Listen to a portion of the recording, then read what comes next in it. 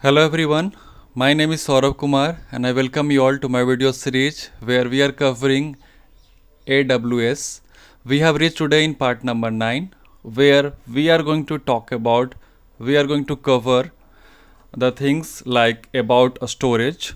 We will be talking about object storage versus traditional storage, and we will be also talking about Amazon S3. So we will be having all theoretical knowledge about Amazon S3 in today's lesson, so that when we go for the practical part of Amazon S3 in the next session, we will be ready for it. So let's begin.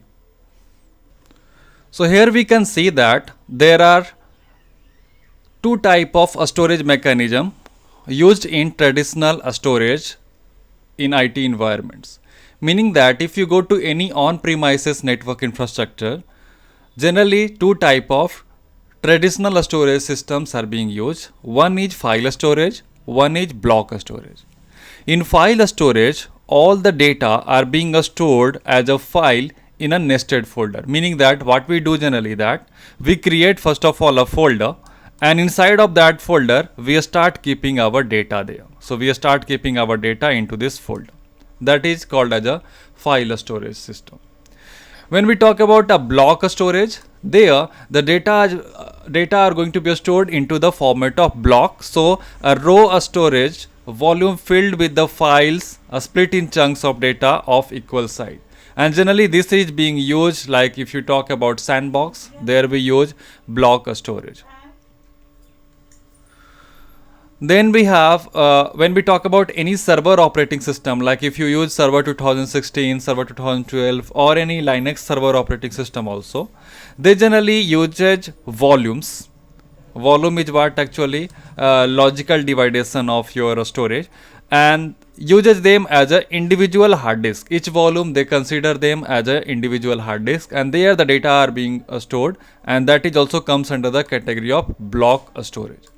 So these are the two traditional storage systems are in IT environment. Then we have one new, that is object storage, which is being used by most of the cloud service provider. Like for example, if I talk about Google Drive, if I talk about Microsoft OneDrive, if I talk about Mega Drive, so all those they are using object storage. What is object storage means that here the data is going to be stored as an object. Every data you are storing is going to be as an object. Meaning that if you have a file, if you have maybe text file, you have maybe a picture, maybe you have a PDF file, maybe you have a song, everything is going to be considered as an object here. And it is exactly as opposed to the other storage architecture. If you talk about the any other, so like a file system hierarchy or block storage, it is just opposite of them here, because each object is going to have the data as well as it will have the amount of metadata. So we have discussed about metadata earlier, that there are three types of metadata are. What are those three type of metadata are? So if we talk about metadata, we are having here categories of it. We are having three type of metadata. So we have a structure metadata, we have destructive metadata, and then we have administrative metadata. A structure metadata means it is going to keep your data into the indexed format, where we have rows, we have columns like that.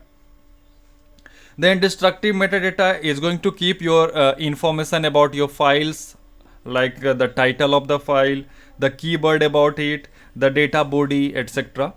And then A means administrative metadata is going to keep the information about that content, that object, that what kind of maybe ACL you have set on it, who will be having access control list. Then also the file type, like is it a PDF data, is it a text data, what kind of data it is. So in object storage, what is going to happen that you as a user, for example, I am having my laptop, so I will be just uploading my data on the cloud storage. Maybe I'm uploading on Google Drive. So when I have a PDF or maybe I have a PPT, so when I upload it there, it is going to be stored there as an object plus the metadata will be generated, and the metadata information is also going to be stored there to help you to fast search or to get the detail about the files. So here you can see the comparison also. In the block storage, we have a specific location on the disk or memory where it is being stored. In the file storage, we have a specific folder in which we are going to keep our file. In object storage, what you see here, there will be a flexible container. Flexible container means the size can vary anytime. Like if I talk about free tier, you have 5 GB maybe a storage in a starting. Later on maybe you need more, so you can go for 50 GB, you can go for 500 GB, 5 terabyte. You can keep going. The more storage you need, the more the service provider will be giving you the storage. Then here the data are going to be stored with the data and metadata unique ID. So this is what we have, 3 type of storage. Now you can also see here the comparison between traditional versus object storage. So these are the traditional storage system. This is our object storage. In traditional storage, we have like file storage where data are stored in a file. If we talk about in block storage, here the data are stored in a volume or block. But in a object storage, we actually keep our data, objects like are a file with a custom metadata. That's the new thing here. When we talk about in file storage, we have the file systems like CIFS. If you talk about any Microsoft Windows operating system, they all use CIFS, Common Internet File System. And if you have maybe network storage somewhere, they use NFS. If you share some folder or something, they use NFS, Network File System. If we talk about in block storage, we use either a SCSI or either we use fiber channel to access those storage with the computer. But if we talk about in object storage, here we can see that there are protocols like REST, or maybe there is a protocol like SOAP. So REST is representational state transfer. SOAP is simple object access protocol. So by using this type of protocol over the HTTP, we generally have the access of the data which we store on an object storage. Like if you access, for example, OneDrive data, when you access Google Drive data, you generally access it in your browser, or even if you're using app, it uses the HTTP protocol to get the data from the server side, from the storage side. And it uses protocol like REST and SOAP. Where we talk about file storage, it was using CIFS or NFS. When we talk about block storage, it is using SCSI and fiber channel. When we talk about file storage, what is the best suit for it? So best suited for a local network shared data. If you have a local network, we have a LAN or something where if you have shared data, you can use the file storage like NFS you will be using there. If you have maybe frequently changing data, in that scenario we prefer to go for block storage. And if we talk about object storage, meaning that cloud storage, it is best suited for the static file data and as a cloud storage. So these are the comparison here we have. We have traditional versus object storage. So this was all about the basic of the storage, like what kind of a storage actually being used by the cloud is. We are preferring to use object storage. Now let me go with the one service for a storage offered by the Amazon, that is Amazon S3. If I again remind you, we have Amazon S3, we have some other services also related to storage from the Amazon AWS, which can be like RDS, we can have some others. So we will be covering all of them one by one. Let me first start with Amazon S3. What is Amazon S3 is? As per its name, S3 meaning that it is simple storage services. That's why it is called S, that is S3. We are using it for a storage for the internet. This is the one of the most common type of storage offered by AWS, offered by Amazon to keep your data. It is natively online. It is going to be always available online, and it uses either HTTP, either HTTPS protocol, and these things we are going to see in practical also in next upcoming session. It allows us to store and retrieve any amount of data because it is flexible with the size, and you can access it, you can put the data here anytime or from anywhere, until unless you must be having the internet connection. So if you have internet connection anywhere in the world, if you are there, you can access it. It is accessible with the help of HTTP or HTTPS. You can use any browser to access it, you can use any app to access it, and thereafter it is 24 by 7 available, and you can keep any amount of data because it is flexible with the size. It provides high scalability because there is a flexibility in the size.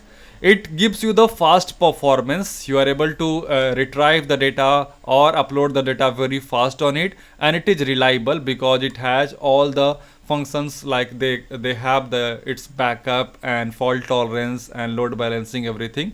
So you get all these three things. You get high scalability there, you get fast performance there, and you are getting reliability on it.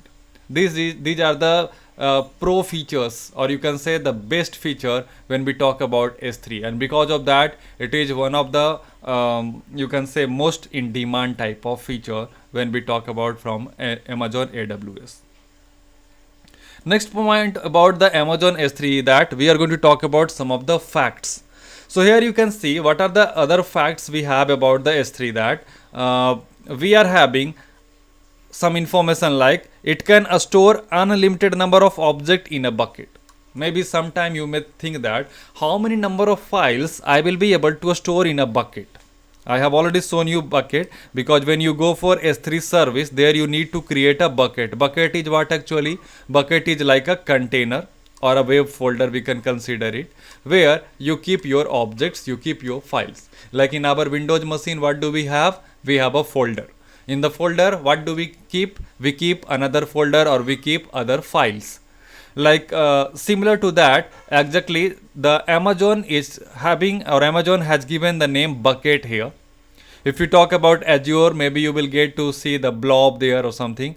So every different vendor may have the different name. That's just the term. But what does it do actually? It's like a container, it's like a web folder. It is a folder on web where you keep your data, you keep your object, any type of object, depending on your data type. Like if you have a picture, you have a MP3 song, you have PDF document or anything, all will be considered as an object, and this object will be stored into the container, which is known as a bucket. So if somebody asks you what is the limitation, how many number of file actually we can maximum keep in the bucket, so there is no limit, there is no such limit. As I told you that it is completely flexible with the size, so more you grow the size, more number of file you will be able to keep there inside. There is a one condition, that object can be up to 5 terabyte. That's the limit of object, not the storage. What does it mean? That object, as I told you, object means your file. So let's say that you have a single file which size is, let's say that 5 terabyte. That's the maximum size you can keep on the Amazon S3 storage. For example, if I talk about any example, like let's say that you have a Windows 10 image. So Windows 10 image comes with generally a single file. You will see the name like Windows 10.nrg or Windows 10.iso. So that kind of file is a single file. If you have maybe like Windows 10 image file, so Windows 10 ISO, generally this is a single file. And what is the size generally when you have it? You can have it for like 4 GB, 5 GB, like that. If you go for the same ISO of Adobe, you may get 15 GB, 16 GB. So those are a single file, single entity. So Amazon S3 is telling that it can support a single file with the size up to 5 terabyte. Meaning that a single file of 5 terabyte also can be uploaded easily on the Amazon S3. That's not limit of the size of all file. I'm talking about a single file. Single file even with the size of 5 terabyte can be easily uploaded there. But if I talk about a bucket size, there is no limitation still. Maybe you want to keep 5 terabyte, 20 files or 30 file or 100 file there. You will be able to keep it there without any problem. Amazon S3 provides you 5.9 durability. 5.9 means 99.999% durability. How much it is durable, long lasting. And 4.9 availability means it will be always available. 99.99% chance is you will be always having access of it. Then it also provide you the auditing is provided by the access log. You can have a auditing on it, and from the AWS console, this is one other point, that if you are accessing your S3 from the AWS console, what is AWS console is? AWS management console, like last session, I mean previous video if you watch, or if you talk about the yesterday session, exactly we had created some user account and they were logging through the which kind of console? It was AWS console. So if any user logins with the AWS console, by from that console they are allowed to upload a single file up to 160 GB. I have earlier told you 5 terabyte, but that 5 terabyte is possible if you are accessing the Amazon S3 through maybe CLI or through any other application or something. But if we talk about directly uploading from the AWS console, it supports up to 160 GB in a site. Single file you can upload from AWS console directly, that can be a big up to 160 GB. So let us move to the next slide here. We are having a graphical representation here of S3 storage tiers. How does it look like? I mean, how in the background, how does it work? So here you see what we do is first we create a S3 service. Inside of the S3 service, what do we create first? That is a bucket. Bucket is a container, logical container actually. And this bucket will be containing your files. Each and every file may have different name. Maybe like this one is having name 1.pdf.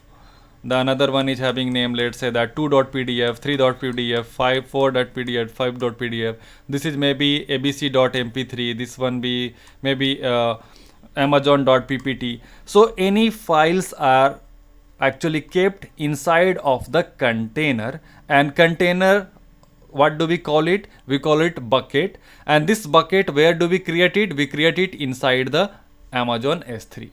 And when you want to access it, this is the format we use. We use HTTP protocol to access it. // here it will be name of your bucket. Every bucket which you create will have a specific name. So you type here the bucket name .amazonaws.com. That's the Amazon company URL. / then there will be a object name. Object name means the file name. Whatever file you want to access, that file name you are going to type it here, and that's how you will have the access of it. So here you can see a storage tier is equal to bucket plus unlimited object. You have various multiple bucket, and each bucket can have unlimited number of object. There is no any limitation for it. Next point about S3, that what is the Amazon S3 operations are, what you can do in Amazon S3. So what are the common operation we can do on Amazon S3? That we will be able to create or delete bucket. We can create a bucket, we can delete a bucket, we can write an object. Write an object means keeping a file inside your bucket, maybe adding a new file or maybe uploading a new file. Then read an object. Whatever objects are stored in your bucket, you will be able to read them. You will be able to delete any object from there. You will be able to list any object key in the bucket. Object key means nothing else, the name and the file type, such kind of things. So here you see an object key is the unique identifier for an object in the bucket. So here, for example, this is the bucket you have created. Maybe the bucket name you have given doc for document, and this is the URL, and there you have the date. Maybe you have created a folder or something. Inside of that you are having a file on an object, and that object is going to have the object key. So this was all about the what are the operation we do, or what are the common operations supported by Amazon S3. So simple operations are, we can create any bucket, we can delete bucket, we can keep the data inside of the bucket, we can keep an object there, we can read the object, we can delete the object, and we can list the object keys. These are the common operation on Amazon S3. Now let us continue here. What are the Amazon S3 securities are? So when we talk about Amazon S3 security, we are having some methods which we use, which we implement to secure our content, secure our objects on Amazon S3, or the Amazon uses such mechanism. So they have ACL. You will be able to make the ACL there, access control list. You will be able to create some policies on the bucket. So in the practical part, we are going to see this all. When you create a bucket, you can set a policy that which user will have the access of it, which user will have read only permission, which user will have full permission, which user will have no permission to access the bucket. Then we can also implement IAM policy. Like in last session I have already demonstrated this practical. We created user account and we have not given them, or we have given them maybe read only permission to the bucket or maybe S3 service. So what has happened there, you have seen that the user was not able to create any new bucket. He was only able to see the bucket whatever is existing there. But again, these things are again we are going to do as a practical in the next upcoming session. When we talk about uploading or downloading data on S3 storage or on S3 service or storing on the bucket, generally it is using S3 is using SSL or TLS encryption endpoint. So it uses either SSL, secure socket layer, or either TLS, transport layer security. So any one of them will be used, or maybe both will be used while uploading and downloading any data, any object on S3 storage. And then another thing is it can also use encryption on the data from the client side, also from the server side. So the encryption will be implemented on the data from the client side, also from the server side. To have it in a better understanding, let me move to the next slide here. So what I have explained here, that first of all we have to understand data format. In IT, data we keep, when we talk about data security, we always talk about two terms. One is called as a transit data and one is called as a data at rest, or we call it also data in transit and data at rest. So what does it mean of data in transit and data at rest is, when the data is just stored somewhere and it is not being transferred from one place to another place, that is called as a data at rest. For example, you have a computer, in your hard disk you have some data there. So what is the situation of that data right now is data at rest. But when you have any file which you are transferring, maybe if I start transferring any of the file from my computer to any other computer, that time that data is in a format of data in transit. Data is moving. So we have to take care about these two terms, and we have to take care of the security of the data when it is stored, what kind of security you will implement, and when it is moving, what kind of security you are going to implement. Similar, like for example, you have a box full with money. So when that box is stored in any room, what security method you will use? Maybe you will keep a security guard on the gate. Maybe you will put extra boundary on that room. Maybe you will put a light at that nearby area, so that in the night situation also there will be enough light and no any thief can go inside. So those security which you are implementing on which scenario, where your money is at a rest, when it is stored at one place and it is not moving. But when the same box full of money, when it is being transferred from maybe one city to another city, do you think those security is going to help? The security which you have implemented before, like putting a security guard on the door, putting an extra boundary line, putting a fence outside of it, putting a street light there, do you think those security is going to help when you are moving that box from one place to another place? Answer is no. So similar to that, we are also having our data here. So data, when it is at rest, when it is stored at one place, the security mechanism can be different. When it is moving from one place to another, the security mechanism can be different. So when a data is in the transit, when it is moving from one place to another, generally data will be encrypted using Amazon S3 SSL with the help of API endpoint. So what security actually we use when the data is in transit? We use S3 SSL. S3 SSL is the security method we use when our data in transit. And when our data is at rest, when the data is on rest or at the S3, what kind of security is being used there? So generally it will be using two type of encryption, server side encryption and client side encryption.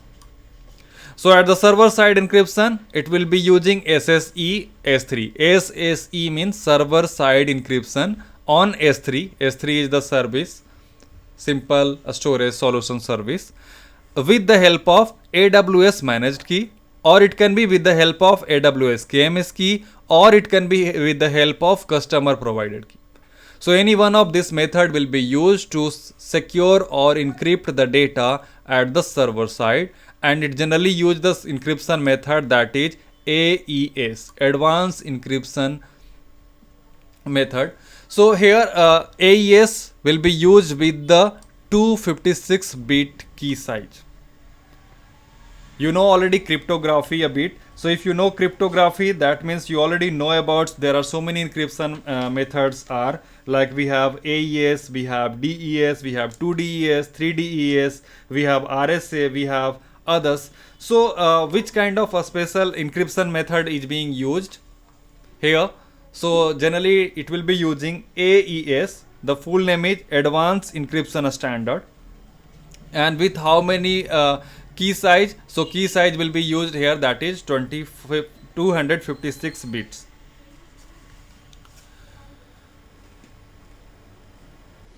So as I mentioned earlier, data when data is at rest, we Amazon S3 uses two method, either server side encryption, either client side encryption, or they can use both. So when we talk about client side encryption, the every object which you have at your end, it will be added with a pre-object key, then it will be sent via the SSL because it is in transit, so it will be using SSL. And when it reaches to the AWS is going to use the server side encryption with the help of AES 256 encryption, and then after encrypted data, that encrypted data is going to be encrypted object is going to be stored on the Amazon S3 bucket. That's how the data is being stored on the Amazon S3. That's how the data is being kept on the Amazon S3 to make it secure, to keep it secure. So what is happening at a customer side, meaning for example if I am a user, so my data plus a pre-object key will be added here. That information will be sent through SSL over HTTP or HTTPS. Of course when it is using SSL, HTTPS, thereafter when it reaches to the AWS data center, when it reaches there, the server itself is going to use the AES 256 encryption, and after encryption the encrypted object is going to be stored on the Amazon S3 bucket. This is what the mechanism used by the Amazon to keep the data secure, to protect the data from any unauthorized access. So now let's move to the next slide here, where we are going to discuss about Amazon S3 versioning. When I will be showing you, demonstrating you practical tomorrow or in the next session, there you will be able to see that there will be an option to select that either you want to have the versioning enable or you want to have suspend versioning. So what is the meaning of enable versioning and suspend versioning it? Before that we have to understand what is versioning is. So to protect from any accidental overwrite or maybe any delete with no performance penalty, if you want to have, then versioning has to be enabled there. What does it mean actually? That for example this is your bucket. So in the bucket when you keep any file there, automatically an ID number will be generated there. Version ID will be generated. Maybe version ID is 1111. Thereafter, if you do any change there, or maybe if you bring any other data there, or if you do overwrite or something, then there will be a different version number there, like maybe 1211, like that. So this version number will be helpful for the administrator in case if the original data get lost or anything gets deleted or something like that. You can return back or you can go back to the previous version to recover your data, to get your data in a previous state. So for example, this one I have already explained you some time before also, that let's say that you have maybe Excel sheet or something there. Maybe you have stored an Excel sheet there on the Amazon S3 and it is being used by maybe multiple users. So maybe user A added some information but B went there and deleted that data. So when A has done editing, then it will be created one version number, and when B delete it, again the new version number will be given. So administrator can choose any of the version number and he can go or he can switch from one version to another to get or to recover the data from there. So it will be more clear when we will have it practical in next session. So what is happening there, that it generates a new version with every upload. Every time when you actually upload, the new version will be created. And this feature is also available in the Windows computer also, Windows Server if you talk about. There also you create a point there, checkpoint. So what is happening, that for example you have your D drive. In D drive you keep, maybe right now you have 5 folders or maybe 5 files. So you can take a kind of snapshot here that time, and thereafter maybe tomorrow when you open your computer and you find that 2 files are missing, only 2 are remaining, somebody has deleted those 2 files. So you can go to the option of previous version and you can see what are the file was at that moment when you was having taken snapshot or something, and you can select those file and you will be able to easily recover them from there. So similar concept is also there, a bit similar kind of concept is also here, that it will be helping, it will be allowing easy retrieval of any deleted object, or you can say like a rollback to the previous version. For example, let me try to explain it in a better way. Like right now, for example, you have 2 files. So you have created a there is a version number. Then tomorrow you have 3 files, so there will be a new version number. Then after you have maybe deleted 2 files, so now you are only remaining with 1 file, so it will be having a new version number. Now being IT administrator, you reach there and you see only 1 file is remaining, there has to be 3.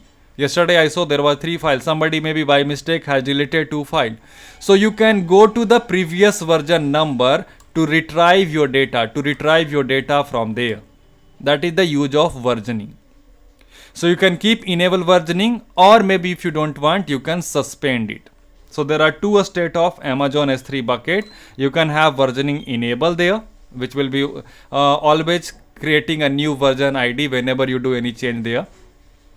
And if you do suspend, no any new version ID will be generated, only the existing version ID will be remain there. So suspend versioning means this suspend the creation of object version for all operation, but preserve any existing object version. If you have already created some version, if there is already some changes and these version number are already there, it will remain there. But now if today you have suspended the versioning, thereafter if you maybe keep some new file or folder, then there will be no any new version will be created because you have suspended the versioning.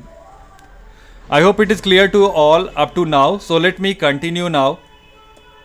Next is, what are the Amazon S3 use cases are. So have a look here now. What are the basic use Amazon S3 we have when we need? So generally we use Amazon S3 when we need to have unlimited storage capacity. When you want to have a cloud storage where you can upload unlimited data, then you can go for Amazon S3. When you want to have a storage with high durability, you can go for Amazon S3. When you want to have any storage where you can keep your backup, generally this backup is in a different way, where from you can every day you can get your data, or let's say that maybe you have so many important picture which you want to keep also on the cloud. So in case if your personal device, maybe your laptop, your phone get lost, you will be able to recover those pictures from the S3. Then it can be also used for single origin store with the delivery via CloudFront. So these are the basic use, or why do we need, what for we use the Amazon S3. But there are some other also common usage cases are like we can use it for content storage and distribution. If you have some information which you want to store and distribute it with maybe many other people, let's say that when we talk about any enterprise, they have some special kind of information which they want to be accessed by multiple users, multiple employee, then they use Amazon S3 storage. There they keep the data and they give the proper rights to every individual users. For example, they have let's say that a project plan for the month, business plan for the month of that company, and that plan is being shared with read only permission to some of the user, with read and write permission with some of the users, and some will be the owner of it. So that's how this in that scenario also we can go for the Amazon S3. Next, it can be also used to store a storage for the data analysis, something similar to that. If you have some analytic report or something, you can keep there. You can use it to store even the Excel file or maybe any data there, which is being used by multiple users. It can be also used to store the backup, or maybe it can be also used to store some data in case of disaster, which will be help to do the recovery. So for disaster recovery also you can keep some data on the Amazon S3. And the last but not least, the use of Amazon S3 can be also to store the static website hosting, meaning that maybe you have a static website. There are two type of website, a static and dynamic. A static website means those which is you are not changing the things content inside every day here and there. So a static website can be also hosted or kept it on the Amazon S3. So that will be also, I will be demonstrating you this practical also in an upcoming lesson. So we will see how we can maybe have a static website and we can keep it on Amazon S3 and we can host it from there itself. So these are some of the common usage case, and these are the need when we can also use the Amazon S3. So here I have tried to just demonstrate what are the basic use, or why do we need, or where do we use the Amazon S3 services. So this was something all about Amazon S3 theoretical concept. We have talked about it. We have talked about what are the basic use of Amazon S3. We have talked about the versioning of Amazon S3. We have talked about the a storage type which is being used by Amazon S3, which is object storage. So now it's time to go for question answer session. So we are in a question answer section now. Let me start going with the question number 1. Question number 1 is, if data is stored in on-premises NAS box. Maybe you are using a NAS box in your own premises. You have your own data center, or you have your own company infrastructure where you are using NAS box. So in NAS box means what? Network attached storage. You have a special box where the data is stored and it is attached on the network and your computer is accessing that. So do you think in that scenario the data is in transit mode? True or false? So the answer can be either true, the meaning that you think that it is in data in transit. If you think it is data in rest, then the answer will be false. So you can send your answer in true or false for question number 1 in the comment box. Then let me move to the second question here. So second question is SSE S3. SSE means server side encryption. S3 means simple storage solution. Usage which encryption algorithm? SSE S3 usage which encryption algorithm? Third question is now, Amazon S3 bucket supports unique characters range from what number to what number in lowercase character. So this is something which you have to do a bit gather information. Let me see how fast you can collect the information about it and you are able to answer. So there will be two number, a starting range and end range of it. So you can answer what is the number, what is the range actually used by Amazon S3 bucket as a unique character. Then the question number 4 to you, that when data at rest, when data is in a rest mode, what can be the encrypted through? What is the encryption we use when data at rest? So when data at rest can be encrypted through what? Answer this question, send the answer in the comment box. And then the last question goes to you all, that data in transit, when data is in transit, it can be encrypted through what? So this fourth question and fifth question you have to be read carefully, that when data in transit, what encryption method you use? When data in rest, when data at rest, what encryption method are being used? So this was all about in this today session. In this particular video, we have talked about storage. We have gone through the traditional storage versus object storage. We have gone through the brief detail about the Amazon S3. So in upcoming session, in the next session, we will be going through the practical part of it. Till the time, have a good day, and I hope this video was informative enough for all of you, and I would like to thank you for watching.